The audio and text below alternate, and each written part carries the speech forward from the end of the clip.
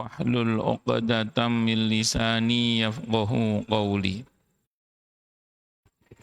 Para alim, para asatid, para asatidah, para bapak dan ibu sekalian, hafidhoni wa hafidhakumullah. Wabil khusus segenap pengurus Masjid Asy-Syuhada yang semoga pengurusnya dan jamaahnya semoga semuanya saja selalu dalam naungan rahmat, barokah, perlindungan serta bimbingan Allah Subhanahu wa taala. Amin. Allahumma amin insyaallah. Allahumma inna nas'aluka ilman nafi'ah wa rizqan thayyiba wa amalan mutaqabbala wa fatahallahu alaina futuhal arifin. Allahumma inna na'udzubika min ilmin la yanfa' wa amalin la yurfa' wa qalbin la yakhsha' wa du'a'i la yusma'. Allahumma ati anfusana taqwaha wa zakkiha anta khairu man zakkaha anta waliyuha wa maulaha. Allahumma innaka afuun tuhibbul afwa fa'fu anna. Amin. Allahumma amin insyaallah. Masih melanjutkan kajian kita tentang kitab Matan Takrib karya Abi Syuja' rahimahullah rahmatan wasi'ah wa rahimallahu ulama al-muslimin. Qala al-musannifu rahimahullahu ta'ala wa nafa'ana bihi wa bi'ulumihi fid dharaini amin. Bismillahirrahmanirrahim. Faslun ay hadza faslun, ini pasal menerangkan wa syara'itul hiwalati atau hawalati arba'atu asya'a. Dan adapun syarat-syaratnya hiwalah. Hiwalah ini pengalian hutang. Itu ada arba'atu asya'a, 4 macam.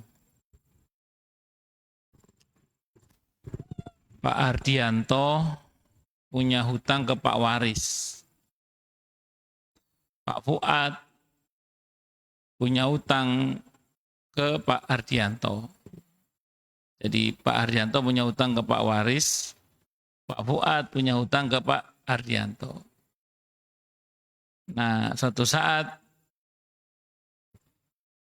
Pak Waris nagih hutang ke Pak Ardianto, nggak ada duit, tapi volumenya harus sama ya, atau lebih. Jadi ceritanya mau nagih, turun ya, jazakallahu khairan. Pas nagih nggak punya duit, terus Pak Ardianto ngomong ke Pak Waris, kalau sekarang kalau sekarang saya nggak punya duit, kalau mau sampean tagih utang saya, utangnya Pak Fuad ke saya. Jadi Pak Fuad punya utang sama saya, jumlahnya sama gitu. Nah, sampean tagih sana. Itu pengalihan dari harusnya Pak Waris nagih ke Pak Haryanto, diarahkan Pak Waris nagih ke Pak Fuad, itu namanya hiwalah. Tapi harus ada omongan semua.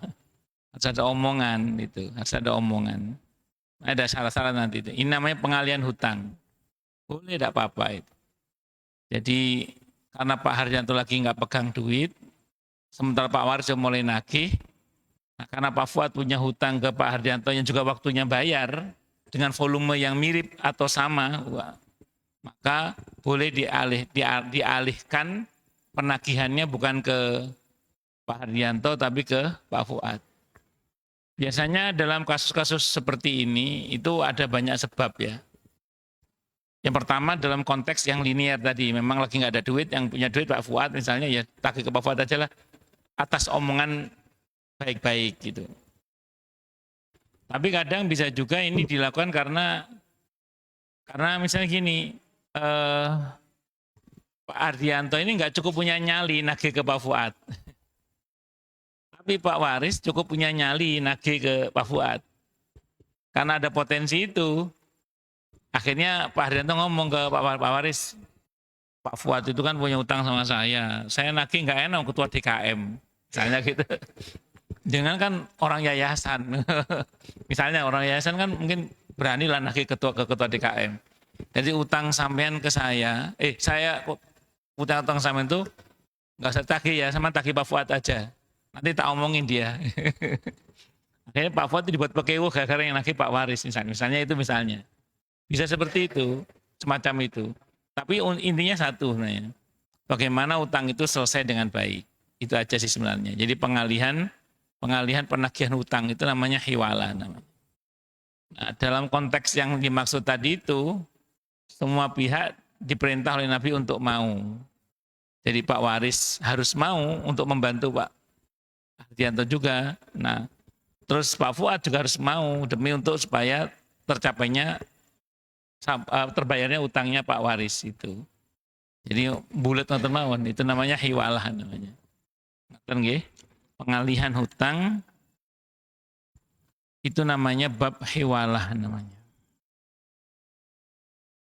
Ada syaratnya ada 4 tadi ya. Yang pertama ridhaul muhil. Kerelaan orang yang mengalihkan hutang. Muhil ini orang yang berhutang, berarti Pak Hardianto berarti tadi. Terus waqabulul muhal, dan penerimaan dari pihak yang menerima pengalihan hak atau orang yang memberi hutang. Siapa? Pak Waris berarti, Pak Waris tadi. Wa qaunul haqqi mustaqarron fi dhimmati. Dan hendaknya hak utang tersebut telah tetap dalam tanggungan dhimmah. Artinya jelas Pak Fuad punya utang ke Pak Hardianto tidak ada pengingkaran, jelas. Terus kemudian Pak Waris mengutangi Pak Hardianto itu juga jelas tidak ada pengingkaran. Dan masing-masing pihak saling tahu lah bahwa nanti ini akan dialihkan hutangnya itu. Wa infaqu ma fi dhimmatil muhili wal muhali alaihi fil jinsi wan na'i wal hululi wat ta'jil. Dan harus sama ya. Harus sama antara utang yang ada dalam tanggungan muhil dan yang ada pada muhal alaihi. Dalam hal apa? Jenis, macam atau tipe, nau, tempo tunai kalau memang itu ada ketentuan temponya atau penangguhan takjil. Jadi tipe utangnya harus persis, tidak boleh beda. Jadi memang qadarullah pas Pak Waris nagih, waktunya Pak Fuad juga bayar ke Pak Hardianto, gitu waktunya. Dan jumlah utangnya qadarullah sama atau lebih banyak. Lebih banyak berarti tidak apa-apa dibayarkan sebagian kan, nanti sebagian tetap bayar ke Pak Hardianto berarti. Itu seperti itu. Atau macamnya, utangnya Pak emas, qadarullah utangnya sama emas, udah bayarnya emas sesuai misalnya. Atau ngutangnya beras, bayarnya beras sesuai. Jadi tidak ada beda. Wa tabra'u biha dhimmatul muhil, dan dengan terjadinya hiwalai tersebut bebaslah tanggungan muhil, orang yang mengalihkan hutang. Deal Pak Waris mau, Pak Fuad juga mau, deal bertiga, maka Pak Waris sudah tidak ada hak untuk menagih Pak Hardianto. Pak Waris punya hak untuk menagih Pak Fuad dan Pak Fuad harus bayarnya ke Pak Waris. Sudah bukan lagi ke Pak Hardianto lagi karena sudah dipindahkan hutangnya tadi itu. Tuh, ini contoh aja.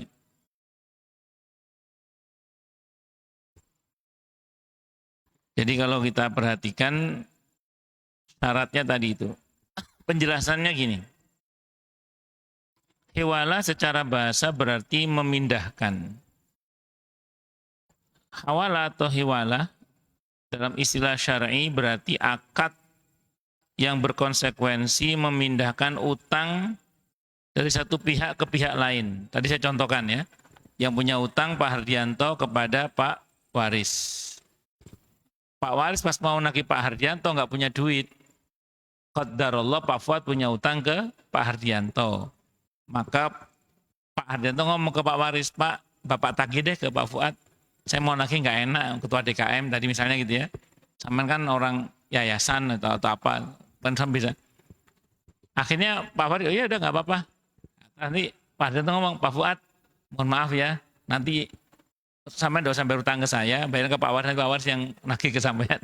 Karena saya diceritakan apa adanya lah gitu. Itu pengalihan seperti itu. Itu namanya hiwalah namanya. Catatan, hiwalah disebutkan sebagai as-sulhu. Maaf, hiwalah disebutkan setelah as-sulhu, akad damai kemarin. Karena antara hiwala dan as-sulhu, perdamaian, bertujuan untuk menyelesaikan perselisihan. Setelah ini memang babnya mirip jaminan-jaminan semua sih. Ada doman, ada kafalah itu.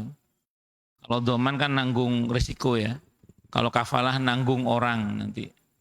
Ini semua babnya masuk dalam ranah cabangnya sulhu sebenarnya. Cabang-cabang perdamaian. Bagaimana mendamaikan dua pihak yang sedang bermasalah dalam masalah muamalah itu.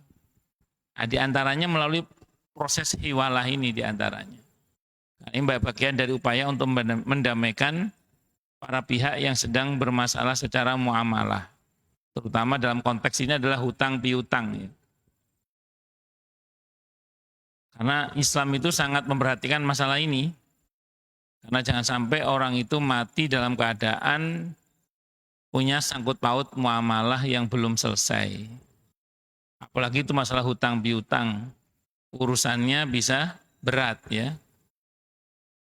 Bahkan potensi menjadi orang bangkrut. Na'udzubillah min syarri dzalik. Hiwala ini adalah bentuk pengecualian dari jual beli utang dengan utang karena butuhnya syariat akan hal ini. Sebenarnya aslinya ya tidak boleh sebenarnya ini. Jual beli kan kayak mirip jual beli utang kan, kayak barter jual beli utang. Aslinya tidak boleh, aslinya. Cuman ini masuk dalam mustasnayat, pengecualian dalam syariat. Jadi dalam kita pernah ngaji usul fikih itu ada satu kaidah yang berbunyi likulli qaidatin mustasnayat. Setiap ketentuan itu pasti ada pengecualiannya. Nah, termasuk ini aslinya jual beli hutang seperti ini tidak boleh. Tapi rupanya ini dimasukkan dalam pengecualian. Siapa yang berhak mengecualikan? Siapa yang berhak mengecualikan? Sahibu syariah. Yang punya syariat. Allah dan Rasulnya Muhammad sallallahu alaihi wasallam. Makanya nanti itu ada kitab itu judulnya Al-Ighdina wal Istisna. Itu isinya tentang pengecualian-pengecualian itu. Dan itu saya ulang yang berhak mengecualikan adalah sahibu syariah, yang punya syariat. Siapa? Allah. Allah dan Rasulnya Muhammad sallallahu alaihi wasallam. Itu namanya likulli qaidatin mustasnayat. Setiap ketentuan kaidah itu pasti ada pengecualian-pengecualiannya. Atau nanti kalau kita bahas lebih luas dalam masalah fikih itu ada azimah, ada rukhsah. Kalau azimah itu hukum asalnya. Kalau rukhsah itu keringanan-keringanannya. Tuh, jadi ada hukum asalnya, ada rukhsahnya, ada keringanan-keringanannya. Hukum asalnya itu namanya azimah. Bukan jimat, azimah. Ya.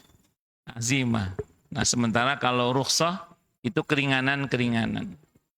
Kita itu kalau ngaji fikih, kalau semakin luas kajiannya, itu banyak ketemu keringanan-keringanan. Rukhsah-rukhsah itu banyak keringanan-keringanan. Nah, makanya orang kalau semakin luas ngaji fikihnya itu biasanya semakin fleksibel, tidak kaku biasanya. Kenapa? Karena ngerti, oh ini termasuk yang dikecualikan, ini yang mendapat keringanan. Tapi kalau fikih dasar biasanya minim keringanan, minim hukum keringanan yang ada hukum asalnya. Halal, haram, wajib, makruh, mubah. Itu masih kaku bahasanya. Tapi tidak apa-apa, namanya fikih dasar memang begitu. Itu seperti itu.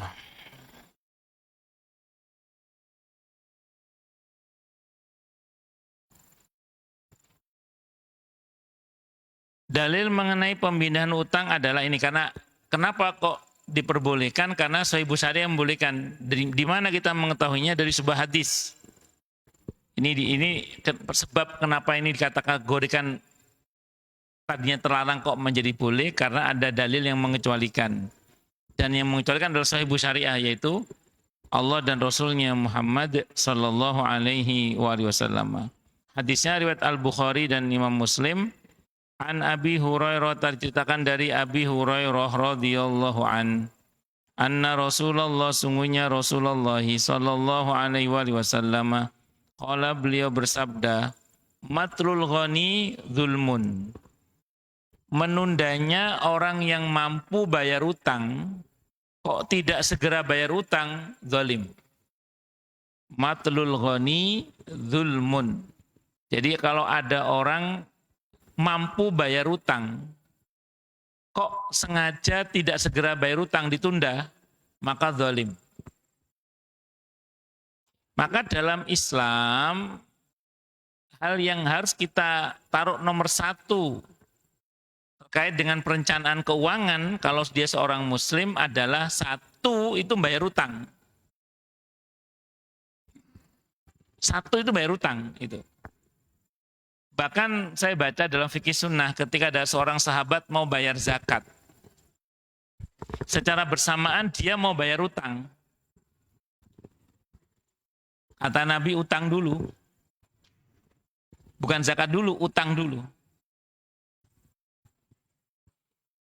Kalau ada orang sudah waktunya bayar utang dan dia mampu bayar utang, kok tidak segera bayar utang, malah beli kesenangannya sendiri, maka itu zalim. Makanya orang yang berhutang itu harus jelas kapan bayarnya. Kalau belum waktu perjanjiannya, memang dia belum zalim karena belum waktu perjanjian pembayaran. Kalau udah waktunya pembayaran kok nggak segera bayar, zalim sudah itu. Maka tidak boleh kita menggunakan untuk kepentingan pribadi kita. Gimana Ustadz, ini waktunya sekolah anak bayar sekolah, gimana? Ini waktunya anak-anak beli seragam, bagaimana? Ini saya mesti bayar utang. Yang betul utang dulu. Paling enggak, nah ini paling tidak, ngomong ke orang yang menghutangi itu. Pak Wenang, mohon maaf ya misalnya. Ini kan saya waktu bayar utang ke bapak nih, misalnya ini. Tapi anak-anak lagi butuh buat beli seragam, Pak. Izin ya, saya pakai dulu uangnya untuk beli seragam. Harus begitu. Kalau Pak Wenang mengatakan, jangan. Nggak ada pilihan sudah, bayar. Karena kalau nggak zalim, matlul ghani zulmun. Cuma kan kadang orang nggak gitu. Udahlah, nggak ada minta-minta maafnya, uang dipakai gitu aja untuk kepentingan keluarga. Udah gitu kalau ketemu pura-pura nggak kenal lagi, repot ya. Di sini nggak ada Pak, tempat lain begitu, tempat lain. Naudzubillah min syarri dzalik. Allahu Akbar. Kadang ya tega beli sesuatu yang baru di depan orang yang menghutangi, padahal belum bayar utangnya itu ya ono. Bahkan ada orang itu nanya ke saya, kata yang di online, biasanya yang ditagih malah lebih galak Pak Ustadz. Iya betul. Sampai yang nagih itu malu. Ada orang itu cerita ke saya. Saya ini heran sama teman saya ini Ustadz. Dia punya utang sama saya. Kalau ke pengamen, ke pengemis, ngasih itu royal Ustadz. Dermawan dia, ngasih pengemis itu royal dia. Tapi punya utang sama saya nggak bayar-bayar Ustaz. Jadi senang sedekah tapi nggak bayar utang. Itu mirip dengan orang yang rajin sholat qobliyah subuh, nggak sholat subuh itu. Ya kan? Rajin sedekah, rajin nyumbang tapi utang nggak bayar-bayar. Itu sama dengan apa tadi? Puasa Senin Kemis tapi Ramadan nggak puasa. Ngoten niku. Kalau kata Nabi, matlul ghani zulmun. Kalau dalam hadis Sahih Bukhari sebutkan barang siapa yang berhutang dan dia berniat untuk membayar hutang, maka Allah akan bantu dia untuk membayar hutang. Kalau sampai meninggalnya tidak terbayar hutangnya, maka dalam tanggungan Allah. Satu riwayat dalam tanggungan Allah dan Rasulnya Muhammad sallallahu alaihi wasallam. Barang siapa yang berhutang dan tidak berniat bayar, nggak niat bayar, maka Allah akan menghancurkannya. Makanya atau berniat untuk jahat lah, itu Allah akan menghancurkannya. Makanya hati-hati, orang kalau berhutang harus punya niat membayar. Harus punya niat itu apa? Al-qasdu, kesengajaan kuat. Jadi niat itu al-qasdu, kesengajaan apa? Kuat untuk membayar. Faida utbi ahadukum ala mali'in falyattabi'. Maka apabila salah seorang dari kalian dipindahkan kepada seorang yang mali itu orang yang kaya, maka ikutilah. Maksudnya orang yang Pak Waris tadi kan mau dipindahkan utangnya ke Pak Fuad. Jadi nagihnya ke Pak Fuad. Maka Pak Waris harus mau. Dan Pak Fuad juga harus mau. Dalam konteks ini kan tadi Pak Hardianto maunya utang ke Pak Waris. Pak Waris mau nagih ke Pak Hardianto nggak ada duit. Tapi Pak Fuad punya utang ke Pak Hardianto. Maka Pak Hardianto melong ke Pak Waris lagi ke Pak Fuad aja. Nanti saya ngomongin Pak Fuad. Ini Pak Waris harus mau. Kalau memang Pak Fuad mali itu orang yang punya duit maksudnya.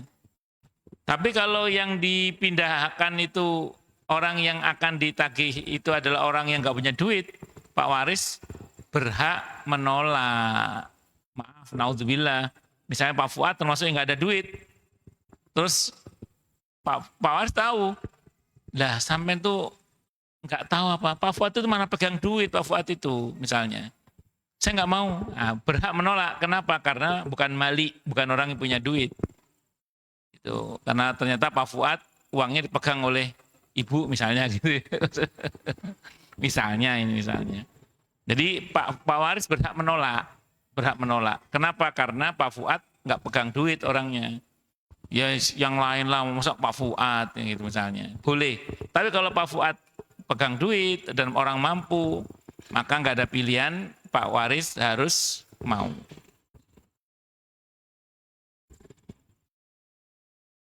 Ini hadisnya Al-Bukhari dan Imam Muslim.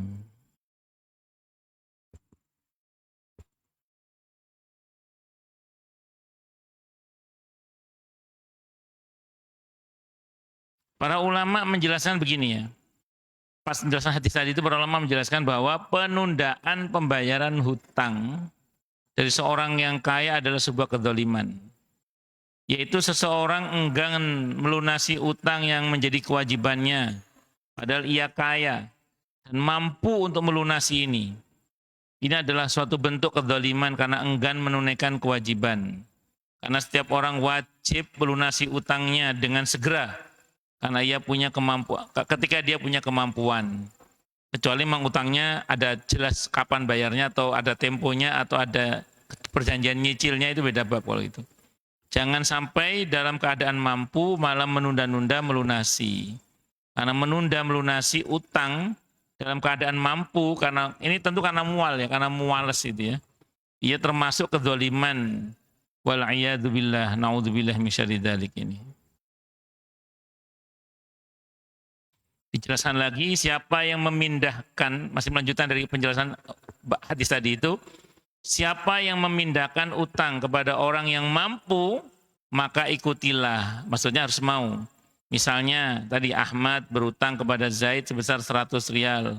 Ahmad berkata kepada Zaid, saya akan meminta Amr sebesar 100 rial untuk melunasi utangku padamu. Amr akan melunasi utangku kepadamu sebesar 100 rial tadi. Zaid dalam hal ini harus menerima karena sabda Rasulullah Muhammad SAW, jika salah seorang dari kalian dipindahkan kepada seorang yang kaya, maka ikutilah. Jadi kalau nanti utangnya dialihkan ke yang lain harus dituruti. Maka itulah, kecuali Amr sebagai muhal alih adalah orang fakir. Ternyata dialihkan ke orang yang tidak mampu. Dan Pak Waris tahu tadi misalnya, enggak saya enggak mau, masuk ke dia. Apa yang bisa saya ambil dari dia misalnya gitu ya. Atau biasa enggan bayar utang, atau maaf, yang mau ditagih oleh Pak Waris ini yang dibedakan oleh Pak Hardianto ternyata orangnya tipe orang yang kepalanya kepala belut misalnya gitu, susah dipegang, serintat hitut lari sana lewas. Ini orangnya sering ghosting ini, udah nggak mau saya, terkenal, jadi orangnya terkenal licik, nggak mau. Pak Waris berhak tidak mau. Atau dekat kepada seseorang sehingga sulit diadukan kepada hakim. Jadi ini tipe orang yang susah bisa, nanti kalau ada masalah apa-apa di belakang hari diadukan ke pengadilan susah karena dia orang dekat, ya ring satunya pejabat setempat lah atau apa gitu. Enggak, saya nggak mau bermasalah sama dia, susah urusan sama orang itu. Itu jadi Pak Waris itu berhak menolak kalau orang yang ditunjuk oleh Pak Hardianto itu satu nggak punya duit. Apa yang mau saya tagih dari dia? Nah itu. Atau yang kedua, ini tipe belut tadi. Tipe belut itu tidak bisa dipegang, licin orangnya. Seperti belut yang dikasih oli. Soalnya udah tambah licin. Susah megangnya ini. Tidak mau, berhak Pak Waris menolak. Dan Pak Waris tahu betul orang itu seperti itu. Dan atau tadi, orang ini sulit diperkarakan ke pengadilan kalau ada masalah apa-apa. Kenapa? Karena dia dekat dengan penguasa misalnya. Nah ini enggak, saya enggak mau. Dia itu tim suksesnya wali kota yang ini kok, nanti kalau ada masalah apa-apa susah saya ngurus orang ini misalnya. Boleh. Tapi selagi tidak ada semua itu, maka Pak Waris wajib mengiyakan. Nah, jadi dalam kasus hiwala ini kita diperintah untuk mengikuti alurnya sesuai dengan ketentuan yang diatur dalam syariat. Rukun hiwala yang pertama adanya muhil. Muhil ini yang memindahkan utang kepada yang lain. Dalam kasus yang seperti saya contohkan tadi, Pak Hardianto, Pak Waris, dan Pak Fuad, maka muhilnya di sini adalah Pak Hardianto berarti. Yang kedua muhal atau muhtal, yang berutang kepada muhil. Dalam hal ini yang berutang kepada muhil. Muhil itu Pak Fuad berarti. Yang muhil kan beliau. Yang berutang ke muhil berarti Pak Fuad. Nah, Pak Waris nanti yang diutangi, Pak. Terus kemudian kalau muhal alaih, yang menerima pengalian utang Pak Waris. Jadi ada muhil, ada muhal atau muhtal atau dan muhal alaih, al-muhal alaih. Jadi ada Pak Hardianto yang punya utang ke Pak Waris, ada Pak Fuad yang punya utang ke Pak Hardianto, dan ada Pak Waris yang nanti akan dialihkan hutangnya ke Pak Fuad. Itu. Terus muhal bih, utang yang ada pada muhal harus dilunasi pada muhil. Nanti Pak Fuad nggak lagi bayar ke Pak Hardianto, tapi ke Pak Waris, dan itu bertepatan dengan waktu yang berbarengan. Memang waktunya Pak Hardianto bayar ke Pak Waris dan waktunya Pak Fuad bayar ke Pak Hardianto. Memang pas waktunya itu. Terus kemudian dain lil muhil, adanya utang muhil yang harus dilunasi oleh muhal. Dalam hal ini memang Pak Fuad lagi memang punya hutang kepada Pak Hardianto yang memang harus dilunasi, sebagaimana Pak Hardianto punya utang sama Pak Waris yang memang sudah waktunya untuk dilunasi. Pokoknya harus sama. Kalau nggak sama, misalnya nagihnya sekarang, sementara Pak Fuad perjanjiannya bayarnya baru tahun depan. Nah itu nggak masuk, harus sesuai. Terus sighah, ada ucapan, ada omongan, jangan diam-diam baik. Harus ada omongan. Paling nggak WA lah. Pak, mulai sekarang Pak, bukan saya lagi yang nagih. Yang nagih adalah Pak Waris. Pak Waris sudah mau utang Bapak ke saya itu ditagih oleh beliau karena saya punya utang sama beliau. Terangkan aja. Itu seperti itu. Dan dalam hal ini selagi tidak ada masalah, maka harus diiyakan. Syarat hiwala ada 5, yaitu ridho dari muhil, orang yang berutang dan ingin mengalihkan utangnya. Memang. Yang kedua, muhal, orang yang berutang pada muhil juga menerima. Jadi harus ini muamalah memang harus mau semua ya. Terus yang ketiga, utang yang dialihkan keadaannya masih tetap dalam pengakuan, tidak ada yang mengingkari. Pak Fuad mengakui punya utang ke Pak Hardianto, Pak Hardianto mengakui punya utang ke Pak Waris. Yang keempat, adanya kesamaan utang antara muhil dan muhal alaih. Orang yang menerima pengalihan utang dari muhil dalam jenisnya, macamnya, waktu penangguhannya, dan waktu pembayarannya harus sama. Kalau beda nggak bisa. Kesamaan ini mesti ada agar tidak terjadi sesuatu yang berlebih. Sehingga jadi utang yang memperoleh manfaat jatuhnya pada riba nanti takutnya. Jadi harus persis utangnya Pak Hardianto ke Pak Waris 1 juta, utang Pak Fuad ke Pak Hardianto juga 1 juta, sehingga sama. Nah, atau Pak Fuad punya 2 juta, hak tagihnya 1 juta berarti. Nanti 1 juta tetap ke Pak Hardianto berarti. Itu tadi tidak boleh ngambil lebih. Dan utang itu diketahui jumlah dan sifatnya. Bukan utang yang enggak jelas. Hutang yang jelas. Jadi hutang yang diketahui jumlahnya.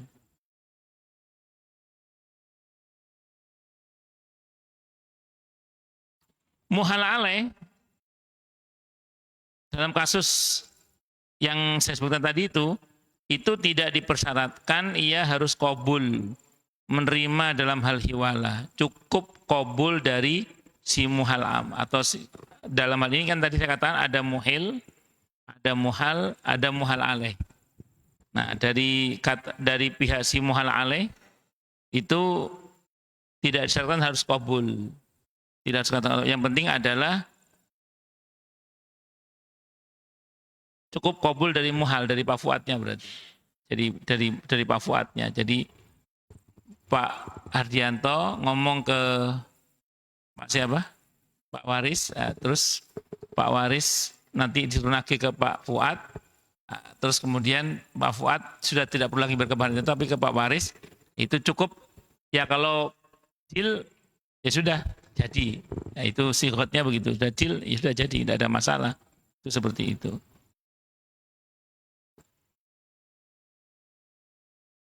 Oh maaf, harus ada qabul dari Pak siapa? Pak Waris. Nah iya Pak Waris. Kalau Pak Waris mau, deal. Kalau Pak Waris nggak mau, udah nggak jadi. Itu seperti itu. Wallahu a'lam bishawab.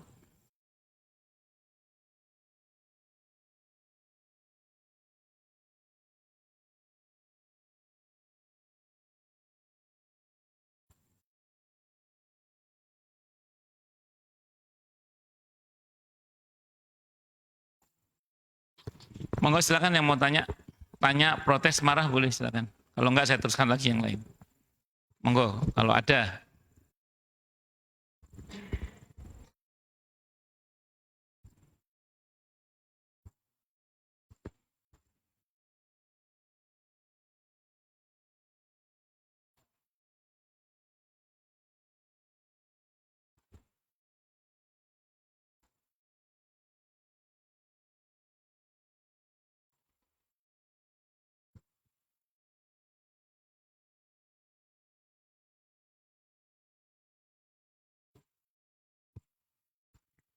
Assalamualaikum warahmatullahi wabarakatuh. Waalaikumsalam warahmatullahi wabarakatuh.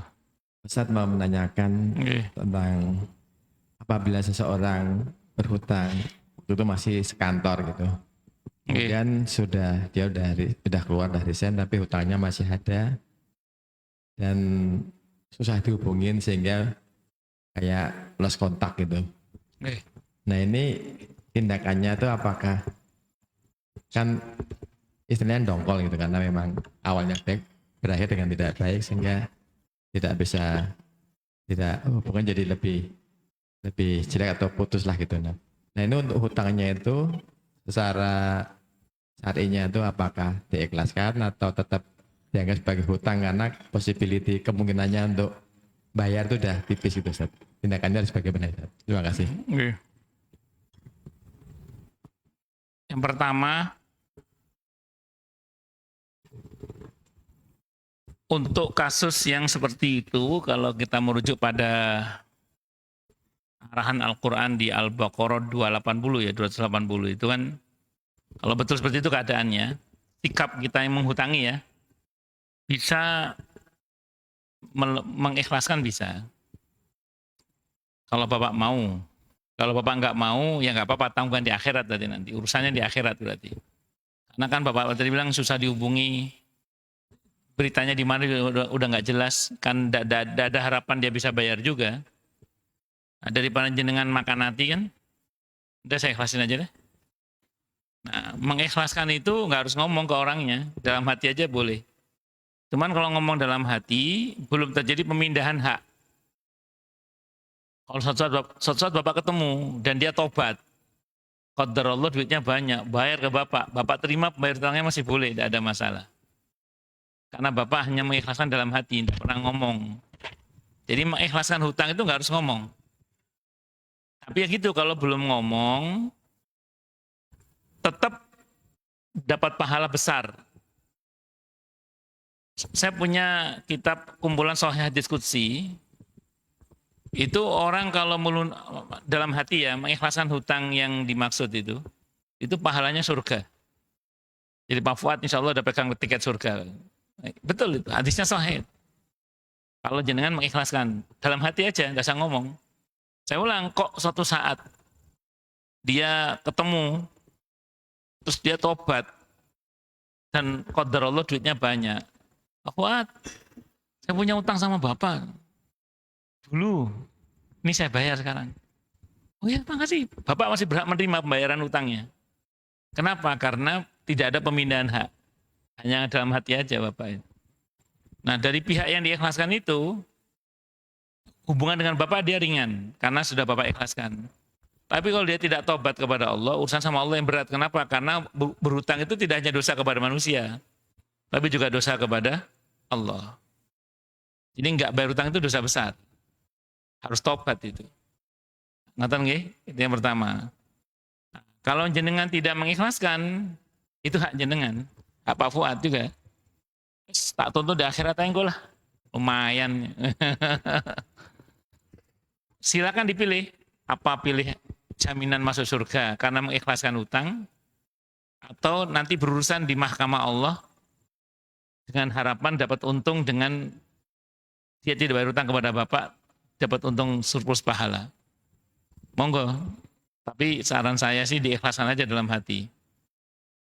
Kenapa? Karena kalau kita berurusan di mahkamah Allah itu ngerinya nanti kita yang kalah pas berkasus. Mending diikhlaskan. Tapi dalam hati aja, nggak harus ngomong. Saya ulang, kalau kita ikhlaskan dalam hati, kalau suatu saat dia bayar itu. Karena kan kita nggak tahu orang tobatnya kapan, kan kita nggak tahu. Ini yang lagi online ini, beliau pernah cerita sama saya. Suatu saat beliau lagi butuh duit ceritanya, lagi butuh duit. Di tengah lagi butuh duit itu, qadarullah ada seseorang yang datang kepada beliau, bayar utang. Sebesar kebutuhan uang beliau di bulan itu. Orang ini cerita, dapat hidayahnya cerita orang ini. Saya takziah Bu, ustadznya pas ceramah bahas masalah utang. Rupanya ceramah ustadz ini qadarullah menyentuh hatinya, tobat. Akhirnya nemui beliau bayar utang. Pas qadarullah beliau itu lagi butuh duit. Dan yang dibayar sejumlah uang yang beliau butuhkan pada bulan itu. Dengan izin Allah. Nah, itu andekan dalam hati sudah karena beliau sudah lupa dengan orang itu. Karena sang lawamanya itu. Andailah kan sudah diikhlaskan dalam hati, maka pembayaran utang itu masih berhak untuk diterima. Kenapa? Karena belum ada penyerahan. Belum ada penyerahan secara akad gitu. Tapi sudah diikhlaskan secara hati. Nah, saran saya kalau daripada jadi beban pikiran, mending diikhlaskan dalam hati mawon. Ngaten nggih, daripada jadi beban pikiran. Ngaten. Ini ada yang nanya. Pak Ustadz, ada dua pertanyaan. Ada dua pertanyaan. Satu nggih. Pak Ustadz izin tanya, kalau kita punya niat untuk membebaskan hutang seseorang, tapi tiba-tiba membatalkan karena ternyata ada kebutuhan mendadak, kira-kira zalim enggak? Boleh atau tidak? Tadi saya ulang, mengikhlaskannya dalam hati saja. Gak usah pakai ngomong. Kalau udah ngomong tapi ini ya, udah utang kamu ke saya udah saya anggap lunas. Oke, terima kasih. Udah ijab kabul, selesai dah itu. Udah terjadi pemindahan hak. Kalau udah terjadi pemindahan hak, berarti nggak berhak lagi untuk dibatalkan, nggak berhak lagi untuk dibatalkan. Tapi kalau baru ngomong dalam hati, boleh dibatalkan. Tapi nggak usah dibatalkan, nggak usah dibatal. tetap ikhlaskan saja dalam hati. Kalau suatu saat misalnya butuh, ya enggak apa-apa diralat berarti. Saya tagih deh, silakan aja enggak apa-apa karena belum terjadi pemindahan hak. Jadi kalau belum terjadi pemindahan hak, gini, jangankan belum terjadi pemindahan hak, belum qobet saja, walaupun sudah ada kata-kata, itu masih bisa dibatalkan. Contohkan kemarin ya, dalam bab hibah.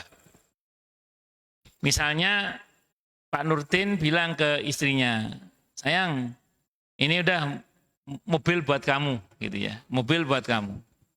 Nah, istrinya Pak Nurdin bilang oke, tapi belum diterima BPKB-nya sama SNK-nya. Besoknya Pak Nurdin berubah, sayang, ketoknya gak sido, tak jual aja mobilnya. Boleh dibatalkan hibahnya itu. Kenapa? Karena belum diterima, belum qobet. Makanya saya cerita ke ibu-ibu kemarin kan, kalau ibu-ibu suami ngomong, udah mah itu mobil buat kamu. Oke Pak, mana BPKB-nya? Mana SNK-nya? Qobet terima, kalau udah diterima nggak bisa dibatalkan itu. Iya, tapi kalau belum diterima, masih bisa dibatalkan.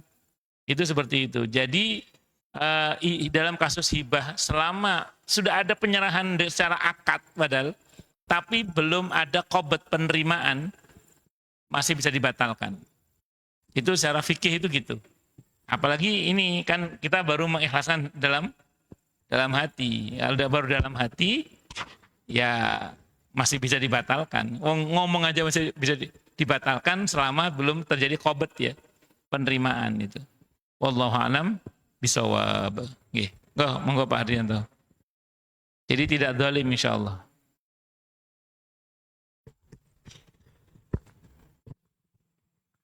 Bismillahirrahmanirrahim. Assalamualaikum warahmatullahi wabarakatuh. Waalaikumsalam warahmatullahi wabarakatuh. Ustaz, saya ingin menanyakan terkait dengan utang antar perusahaan dan perusahaan, Ustaz. Dalam suatu kegiatan usaha, katakanlah perusahaan A punya kewajiban untuk membayar kepada perusahaan B. Setelah jatuh tempo dan melebihi jatuh tempo itu juga belum terbayarkan, hingga perusahaan B yang penagih itu membebankan semacam denda, Ustaz. Misalkan denda sekian per mil dalam hitungan mereka.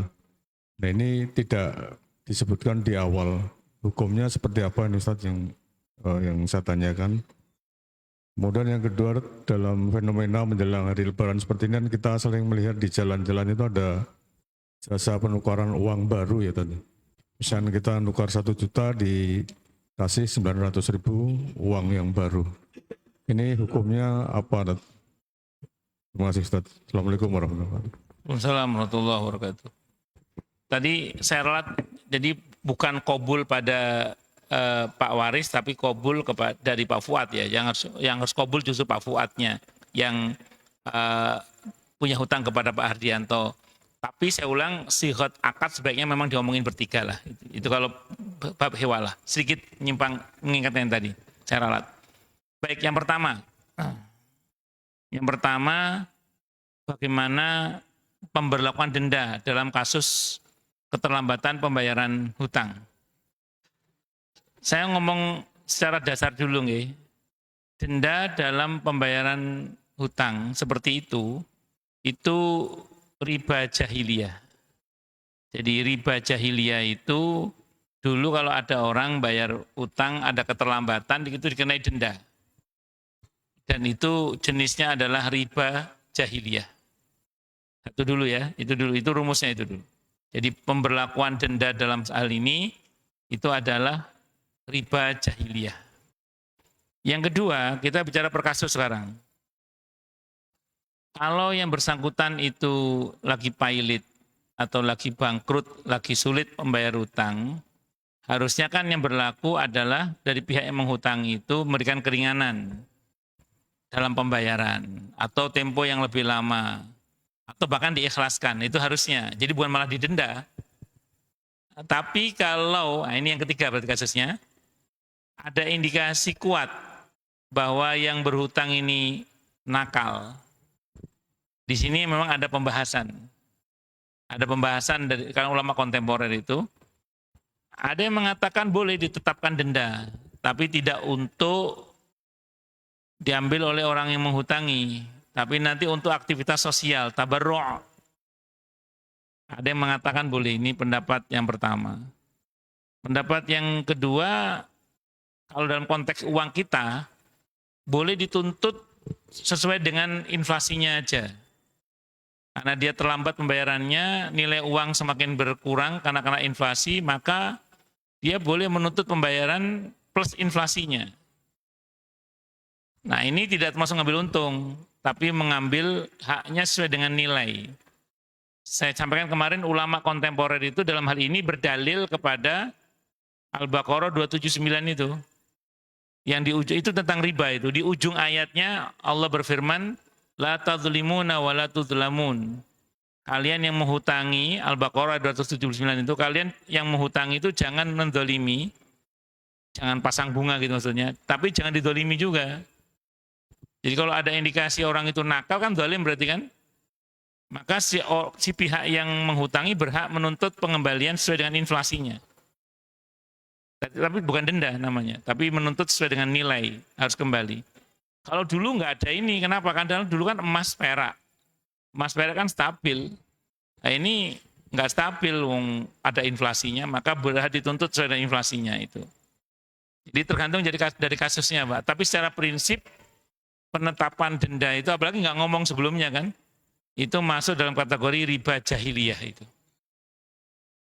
Haram secara prinsip dulu ya. Nanti kalau bicara per kasus tadi rinciannya yang saya pahami. Wallahu alam bisawab. Yang kedua mengenai penukaran uang. Penukaran uang. Kalau secara umum dan umumnya ulama kita lah, umumnya ulama kita, ulama-ulama kontemporer itu mengkategorikan uang itu sebagai alat tukar. Alat tukar itu tidak sama dengan komoditi. Sehingga kalau ditukarkan harus sama, tidak boleh ada selisih. Kalau ada selisih namanya riba fadl, namanya riba fadl. Jadi makanya uang kita itu oleh ulama kontemporer sekarang ini, umumnya ulama kontemporer itu dikategorikan dalam kategori benda ribawi. Nah, jadi benda ribawi karena dia alat tukar, bukan komoditi. Tidak berlaku kaidah komoditi untuk alat tukar. Sehingga kalau ditukarkan harus sama. Kalau tidak sama berarti riba fadl. Nah, jadi itu satu dulu. Nah, namun nanti gini, bagaimana kalau begini? Kita ngomong ke tukang tukar duit itu, Pak, saya tukar 100.000 dapatnya. Nanti uang lelah saya kasih sebagai ujroh. Jadi dia menukarkan uang baru ke bank-bank tertentu itu, kan dia korban waktu, biaya, tenaga mungkin. Kita bayar sebagai ujroh. Jadi 100.000 tetap dapat 100.000, nanti dia minta upah berapa. Nah, ini ada yang mengatakan boleh kalau begini. Nanti akadnya berarti ijaroh. Jadi sama carikan saya uang baru itu, nanti saya kasih upah 100. Nah, jadi 100 tetap tukarnya sama, nggak ada beda. Nanti dikasih upah dia, ujroh, namanya ijaroh. Ini pendapat yang kedua. Pendapat yang ketiga, ada yang mengatakan begini, uang kertas kita itu dianggap sama dengan emas. Ini analisa yang kedua ya, dianggap sama dengan emas. Nah emas itu masuk dalam kategori benda ribawi, yang kemarin tidak boleh ditukar kecuali dengan yang sama. Dan harus cash, tidak boleh tidak cash. Pertanyaannya, apakah uang kertas kita sekarang masih sama dengan emas? Analisa sebagian ulama kontemporer mengatakan begini, uang kertas kita itu sama dengan emas itu sebelum tahun 1971. Di mana negara kalau mau mencetak uang itu harus punya cadangan emas. Sehingga saat itu uang kertas itu sama dengan emas. Tapi setelah tahun 1971 sudah nggak berlaku lagi aturan itu. Kan ada kejahatan moneter kan, di mana negara yang mau mencetak uang itu nggak harus punya emas, tapi bisa pinjam dolar ke Bank Dunia. Tapi uangnya nggak boleh dipakai. Tapi bunganya terus jalan. Sehingga uang kertas sekarang ini tidak bisa disamakan dengan emas. Karena pengadaannya tidak harus ada emas. Kalau dulu ada. Nah, karena uang sekarang ini tidak bisa lagi disamakan dengan emas, berarti dia bukan benda ribawi lagi. Berarti kalau ditukarkan dengan selisih tidak ada masalah. Ini pendapat yang ketiga ini. Terus gimana Ustaz? Nah, pakai kaidahnya Sayyidina Umar radhiyallahu an. Fatrukur riba wa riba. Tinggalkanlah riba dan riba. Apa riba itu? Sesuatu yang kamu ragu ini riba atau tidak. Kalau mau aman, datang saja sama orangnya itu, bilang, Pak, saya tuker 200.000 dapat 200.000. Nah, Bapak kan kemarin nukerin ini, saya bayar upah berapa? Bapak minta upah berapa? Untuk biaya penukaran, untuk Bapak kemarin berlelah-lelah nukar duit ini, saya bayar berapa Bapak? Itu baru bisa kalau begitu. Wallahu a'lam bisawab. Ada yang lagi yang lain? Apa yang kedua tadi apa Pak? Sebentar. Yang kedua tadi? Itu yang kedua tadi ya? Oh, saya jawab online dulu ya. Pak Ustadz, bagaimana hukumnya berutang dengan pegadaian yang menggunakan jaminan berupa emas? Kemarin udah kita bahas masalah rahan ya, masalah gadai. Gadai yang benar itu ini gadai yang benar ya. Ada orang berhutang, terus karena tidak ada juru catat, atau tidak ada saksi, atau ada tapi dia nuntut jaminan, maka jaminan ini diperbolehkan, tidak ada masalah. Dengan perjanjian sekian waktu di mana harus dibayar utang itu, kalau tidak dibayar, maka jaminannya itu dijual. Atas kesepakatan berdua, dijual, nanti sesuai dengan hutangnya diambil oleh orang yang menghutangi, lebihnya diserahkan kepada orang yang berhutang tadi itu. Jadi berhutang dengan jaminan itu boleh, tidak ada masalah. Dan saya ulang kemarin, asas muamalah kita terutama dalam transaksi yang tidak tunai, itu adalah asasnya tidak percaya. Bukan seudon, tapi tidak percaya. Karena tidak percaya, maka harus diusahakan ada hitam di atas putih, ada saksi, bahkan kalau perlu ada jaminan. Itu seperti itu. Wallahu a'lam bishawab. Monggo silakan. Assalamualaikum warahmatullahi wabarakatuh. Waalaikumsalam warahmatullahi wabarakatuh. Pak Ustadz, izin bertanya. Jika ada teman atau rekan yang memiliki hutang beberapa kali, tapi riwayatnya tidak ada niatan untuk mengembalikannya gitu. Nah, kita sebagai pemberi hutang, jika menjaga jarak dengan beliau, apakah kita masuk kategori berdosa? Baik. Itu yang pertama. Yang kedua, jika orang tersebut tidak ada keinginan untuk membayar hutang atau seperti Pak Ustadz bilang zolim, masuk kategori dosa kecil atau dosa besar? Baik. Terima kasih Pak Ustadz. Bismillahirrahmanirrahim. Ada orang terkenal kalau ngutang nggak pernah bayar. Soalnya dia mepet Bapak nih, mau pinjam duit. Bapak menghindari dia karena Bapak tidak mau berkasus dengan yang bersangkutan, karena semua orang tahulah siapa orang ini. Maka itu namanya Bapak menghajar seseorang ya, menghindari seseorang, karena Bapak bukan menghindari orang, yang lebih tepatnya menghindari hal buruk yang mungkin terjadi kalau Bapak bermuamalah dengan dia sebenarnya. Sampai situ tidak ada masalah sih Pak sebenarnya. Karena dalam Islam ada prinsip la dharara wala dirara. Kita tidak boleh berbuat sesuatu yang membahayakan diri kita dan orang lain. Jika kalau Bapak akan bermuamal dengan dia, Bapak merasa akan terancam bukan terancam, kalau terancam itu enak ya. Bapak boleh, silakan, tidak ada masalah.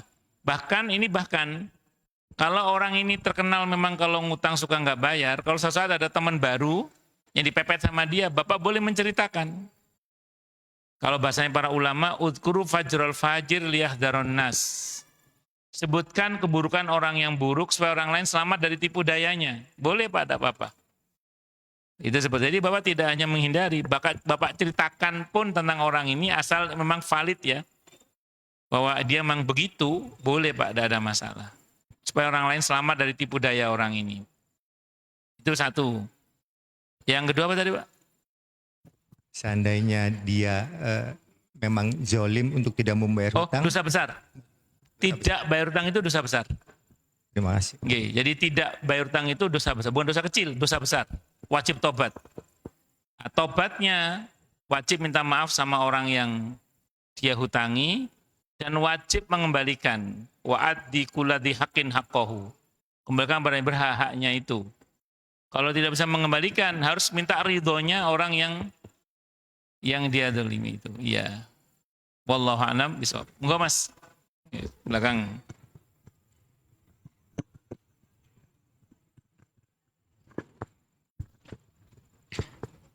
Afwan Ustadz, saya hanya ingin sedikit istifsar atas penjelasan antum, yang dimana pertama tadi sebenarnya penjelasan antum terhadap akad ijab dan qabul itu sudah benar.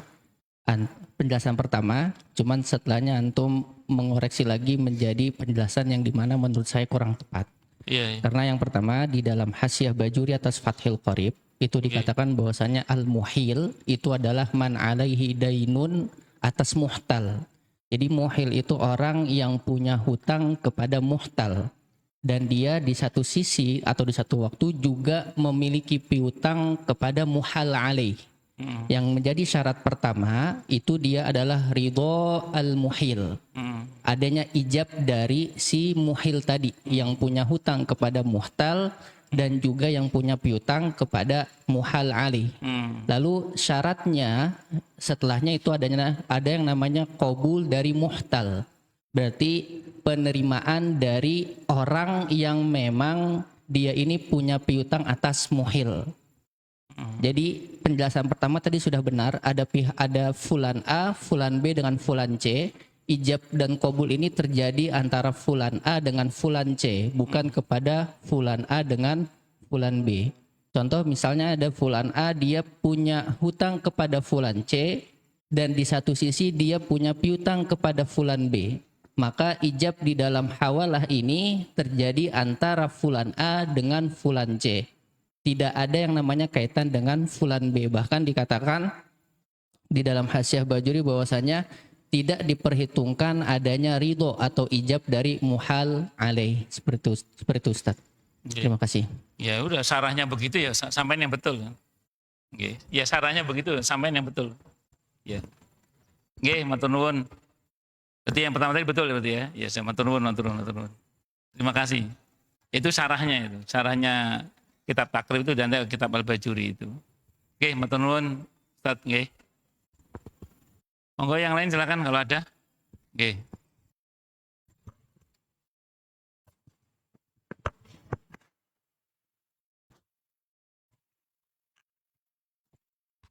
Assalamualaikum Ustadz. Saya melanjutkan pertanyaan mengenai pengikhlasan hutang tadi ya. Oke. Kan ada yang dari awal kita sudah mengikhlaskan dalam arti ya sudahlah karena kita tahu yang menghutang itu tidak mampu. Yang kedua kita mengikhlaskan karena yang bersangkutan itu meninggal Ustaz. Meninggal terus kita ya udah saya ikhlaskan. Yang ketiga kita mengikhlaskan dan tanda petik Ustaz ya. Ada harap-harap.com lah ya, ada harap-harap saya ikhlaskan lah, tapi ya, kalau balik lumayan lah gitu. Nah itu dari tingkatan ikhlas tadi, apakah pahalanya sama Ustaz tadi sampaikan kalau mengikhlaskan bukan pahalanya surga kan Ustaz ya. Tapi case-nya kan beda-beda dari tiga hal tersebut. Terima kasih. Assalamualaikum warahmatullahi wabarakatuh. Saya baca dalam kitab At-Tadhkir Imam Al-Qurtubi juga ada di situ. Terus ada dalam tadi kumpulan Shahih Kursi tadi itu juga ada. Jadi jangankan mengikhlaskan, memberikan keringanan dan kemudahan dalam pembayaran saja itu sudah surga balasannya. Apalagi Pak Haji Wenang sudah berusaha mengikhlaskan. Terus apalagi sempat mengikhlaskan Walaupun kemudian agak gimana, tapi masih intinya satu ya, memberikan kemudahan dan keringanan dalam orang bayar hutang itu. Apalagi sampai mengikhlaskan, itu jaminannya surga, betul itu. Nanti cek itu dalam kumpulan Sahih Hadits Kursi. Dalam kitab At-Tadhkir Imam Al-Qurtubi itu juga ada pas pembahasan tentang syuhada Uhud yang wafat yang kemudian dikatakan ilatain kecuali yang punya hutang itu. Itu ada pembahasannya dari beliau itu. Nanti ada pembahasan situ yang intinya itu jaminannya surga. Jadi jenengan punya itikat baik untuk memudahkan orang bayar utang saja, apalagi sampai mengikhlaskan. Walaupun dalam hati itu sudah tiket surga kepegang, insya Allah ya. Tapi ini harus dipegang oleh orang yang menghutangi, jangan yang berhutang. Kalau yang berhutang pegang dalil ini nanti, loh sampean kan kalau pengen masuk surga ikhlas ke situ. Ustaz, satu lagi. Tadi kan kita sudah ngelasin terus mereka bayar Ustaz. Apakah pahalanya tetap sama pahala surga juga atau bagaimana Ustaz? Meskipun yang mana? Jadi dari awal kan kita ngiklasin tuh. Ngiklasin kan pahalanya terus. Tadi. Tapi suatu saat karena yang kita hutang itu dapat lotre lah ya, terus bayar lunasin itu gimana Ustaz? Dan itu kita terima kasih. Saya ulang tadi, kalau pengikhlasannya itu hanya dalam hati, belum ngomong kan gitu. Terus belum ada pemindahan hak kepada yang bersangkutan kan, cuma ngomong dalam hati aja kan. Nah, itu udah poin pahala di sisi Allah, udah dapat pahala itu poin itu. Tapi karena belum ada pemindahan hak, andai kan suatu saat yang bersangkutan itu bayar, boleh masih berhak diterima sebagai pembayaran hutang, tidak ada masalah. Karena belum ada pemindahan hak sama sekali. Kan baru dalam hati aja kan. Tapi dalam hati itu sudah ada nilai di sisi Allah, itu sudah ada nilai di sisi Allah. Kan kalau fikih kan menuntut adanya akad kan, menuntut adanya yang terdohirkan gitu. Tapi kalau urusan sama Allah kan batin sudah ada nilai itu. Tapi kalau secara dohir belum ada pemindahan hak, maka secara hukum kalau suatu saat beliau bayar, jenengan berhak menerima sebagai pembayaran hutang, tidak ada masalah. Belum ada pemindahan hak sama sekali kok. Belum ada. Ngatan nggih? Wallahu a'lam bishawab. Nggih. Monggo yang lain silakan kalau ada.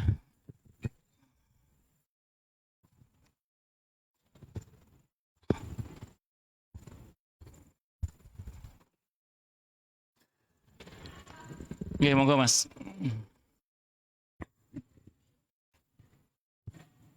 Assalamualaikum warahmatullahi wabarakatuh. Waalaikumsalam warahmatullahi wabarakatuh. Izin Ustadz bertanya.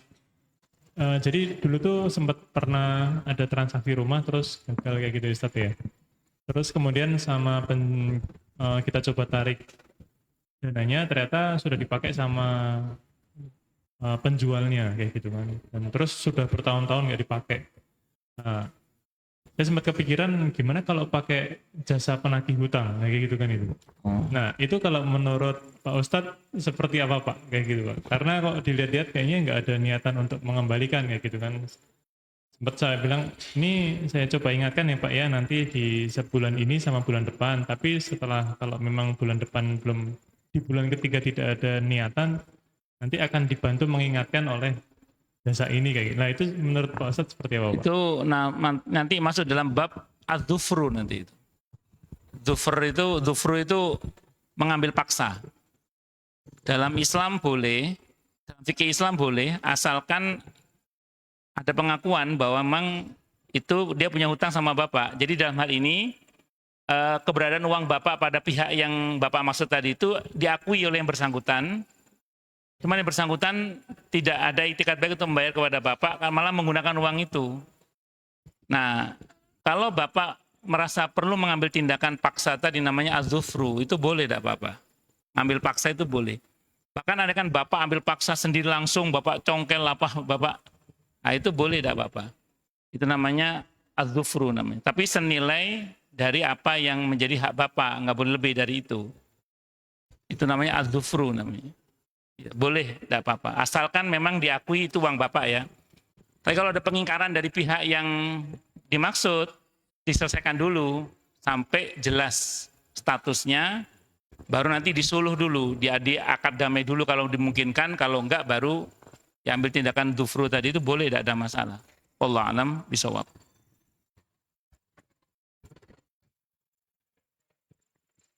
Monggo yang lain silakan. Kalau ada.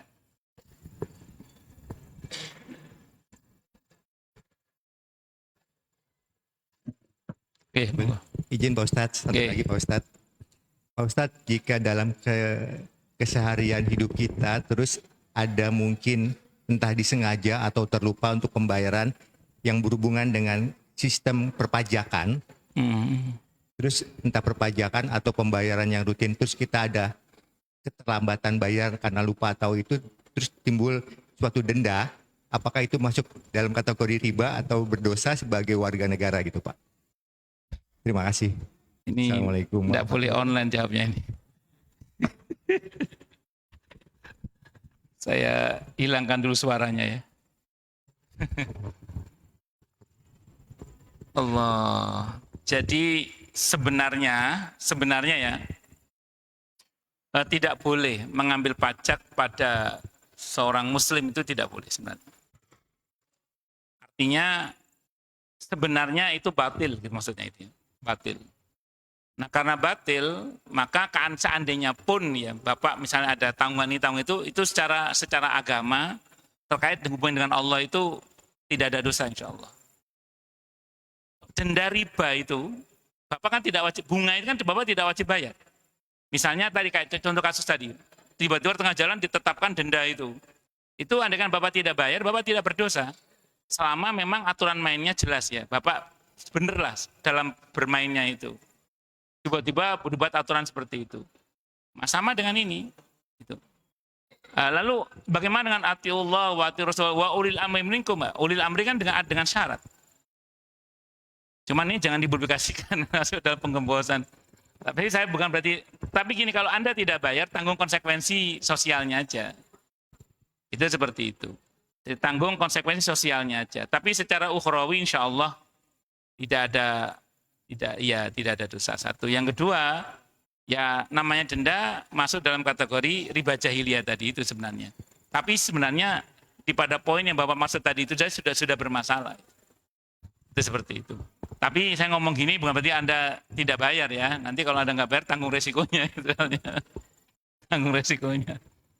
Resiko muamalahnya, resiko sosialnya pasti ada. Itu seperti itu. Wallahu a'lam bishawab. Terpaksa disensor suaranya. Oke, monggo yang lain silakan. Oke, monggo.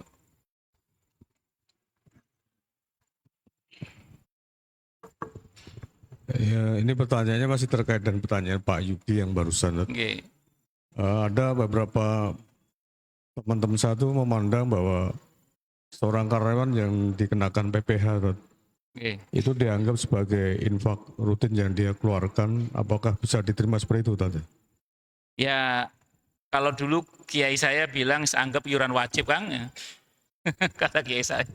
Jadi kalau kan kita itu dituntut untuk bayar yang Bapak maksud tadi itu kan. Itu kalau kata kiai saya itu anggap iuran wajib. Anggap iuran wajib gitu.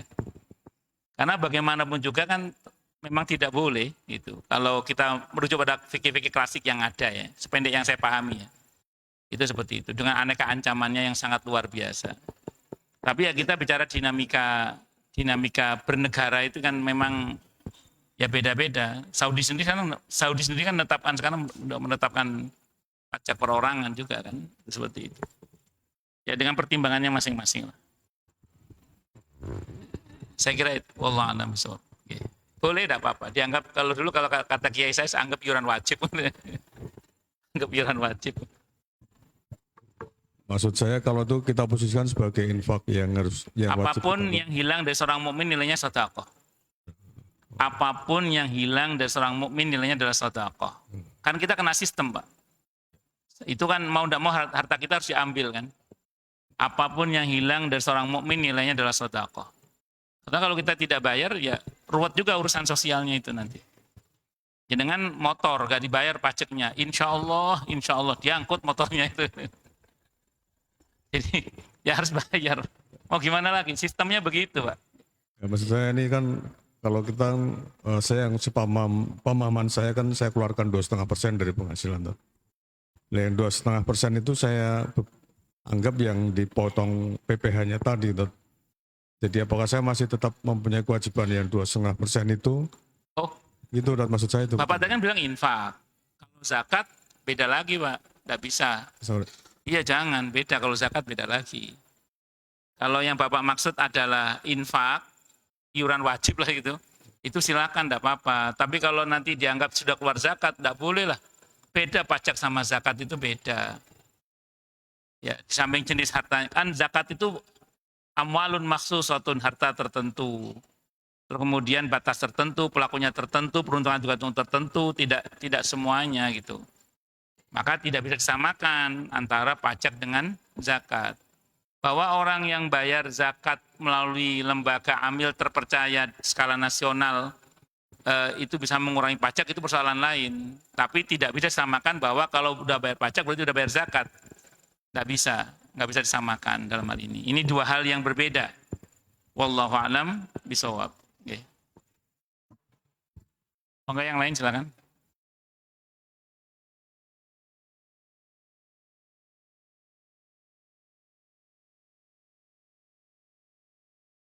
Jelas semua atau tidak jelas semua?